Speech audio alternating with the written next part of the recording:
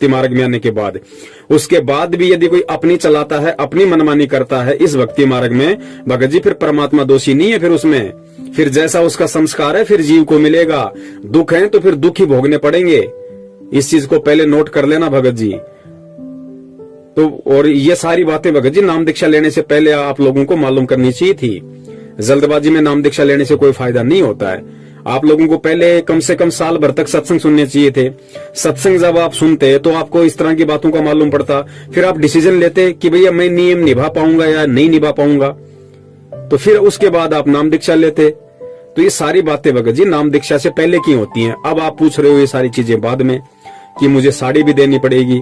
भैया चाहे साड़ी दो चाहे गाड़ी दो, परमात्मा मना नहीं करेगा, ना आपका हाथ पकड़ेगा उस समय।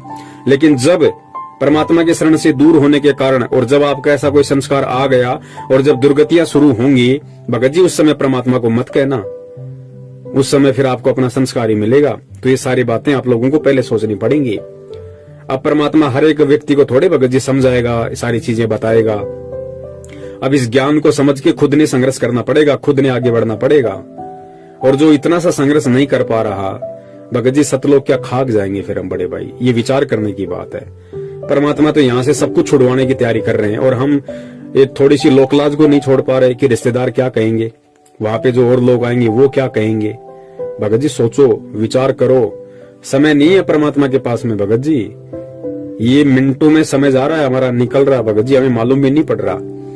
हम सोच रहे हैं हम गुरुजी की शरण में और गलतियां कर करके हम बैठे हुए हैं, मर्यादा तोड़ के बैठे हुए हैं और सोच रहे हैं हम गुरुजी की शरण में। और कल को काल झपट्टा मार ले जाएगा, आपको देख के या किसी ऐसे व्यक्ति को देख के उसके आड़ोसी पड़ोसी और गुरुजी से नफरत करेंगे कि ये तो रामपाल जी का चेला था, फिर इसके साथ ऐसा क्यों हो गया। अब उनको थोड़े पता है कि रामपाल जी का चेला था या फिर ये काल का चेला था, ये कब का मर्यादा तोड़ के बैठा हुआ, उसमें रामपाल जी क्या करेंगे भाई। तो भगत जी सोचो समझो विचार करो, हिम्मत करनी पड़ेगी, चाहे आज कर लो चाहे कल कर लो। और ये छोटी छोटी बातें तो बहुत, ये तो कॉमन सेंस की बातें हैं भैया। ये बातें तो आपको समझ में आ जानी चाहिए कि भाई ऋण संबंध के कारण ही तो हम यहाँ पे फंसे पड़े हैं। कितनी बार बताया गुरुदेव ने कि भैया एक लेवा एक देवा दूतम, कोई किसी का पिता निपुतम। ऋण संबंध जुड़ा सब नाता, अंत समय सब बारह बाटा। ठीक है, आप शादी में जाओगे, आपने खाना खाया, खाने की एवज में आपने वहां पे कन्यादान में पैसे दे दिए, आपका हिसाब किताब पूरा। लेकिन साड़ी और दे रहे हो आप, तो साड़ी वाला तो उसके ऊपर ऋण चढ़ गया।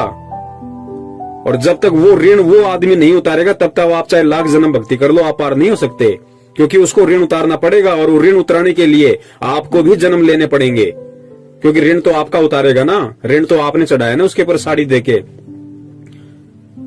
तो भगत जी कैसे बात बनेगी ऐसे भैया, ये छोटी छोटी बातें नहीं है।